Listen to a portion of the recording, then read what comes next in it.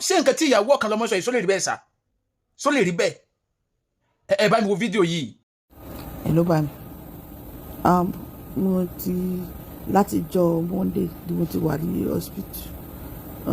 Stroke.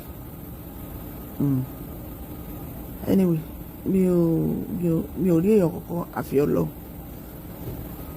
Wọ́n béèrè lọ́wọ́ mi because wọ́n wo gbogbo test, gbogbo oríṣiríṣi test lọ ṣe. Mi ò kí ń lògùn blood pressure.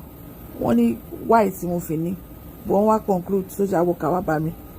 Wọ́n ní tí èèyàn fún mi ní stress nínú ilé, ọkọ àbí mi anybody, mi ò sọ yes, mi ò sọ no. Wọ́n ní wọ́n wá ìdí ọ̀rọ̀ lẹ́nu mi. Mi ò sọ yes, mi ò sọ no. Tí bá sọ no, mo parọ́ ni mo tanra mi. Tí bá sọ yes, màá kó bá ọmọkùnrin. Ẹ̀wọ̀n tó máa ṣe kò ní kúrò ńbẹ̀. But mo yọ̀ǹda Okanlomo fún Ọlọ́run. Bó bá jẹ́ pé bó ṣe ń ṣe nìyẹn. Mo yọ̀ǹda láti bí ọjọ́ mẹ́ta.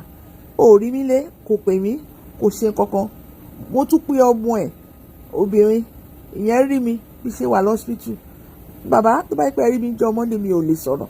Ọpẹ́lọpẹ́ pé ìlú òyìnbó wọ́n da oògùn bò mí.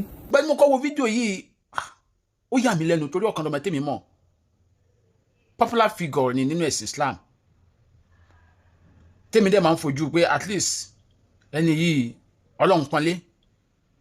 Ṣùgbọ́n nǹkan tí ìyàwó wọn sọ yìí só lè rí bẹ́ẹ̀ ní tẹ́ ń wò mí. Nínú àgbékalẹ̀ ìyàwó wọn ó dàbẹ̀ ni pé wọn kì í fi ọkàn ẹ̀ balẹ̀ nínú ilé. Ṣùgbọ́n nǹkan tí ìyàwó wọn wá padà ń sọ ni pé òun ti kúrò ní láti bí ọjọ́ mẹ́ta tó ń ti wà nílé ìwòsàn. Tó Okanlomo dẹ̀ bèrè wọn. Ọ̀gá Okanlomo, ẹ jọ̀ọ́, ẹrù tìkúnlẹ̀ abiyamọ mọ́ madam lára. Kò sẹ́sẹ̀ tí ìyàwó yín lè sẹ́yìn tó yẹ kẹ́ dájú wọn dé level yẹn. Ẹ má gbàgbé pé ẹ wà lára wọn tí ó gbé Islam dání. Kódà tẹ́ ń pè fún Sharia nílẹ̀ Yorùbá pé ó yẹ kí àwọn èèyàn tẹ̀lé ìlànà tó tọ́ nídìí ẹ̀sìn. Tó sọ pé àwòkọ́ṣe rere lẹ́jẹ́ nínú Islam. Ṣùgbọ́n tí irú nǹkan báyìí bá wá ń ṣẹlẹ̀, tẹ́ dájú ìyàwó yín débi pé ó ní àìsàn rọpárọsẹ̀, ó lọ ilé ìwòsàn fún odidi ọjọ́ mẹ́ta ẹ̀rí ẹ̀ẹ́dẹ̀bẹ̀rẹ̀ ẹ̀. Ẹ má bínú o, ó kù díẹ̀ káàtó o. Kí ni ìbá àtìlẹ̀ ṣe? Kí ni ìbá àtìlẹ̀ ṣe?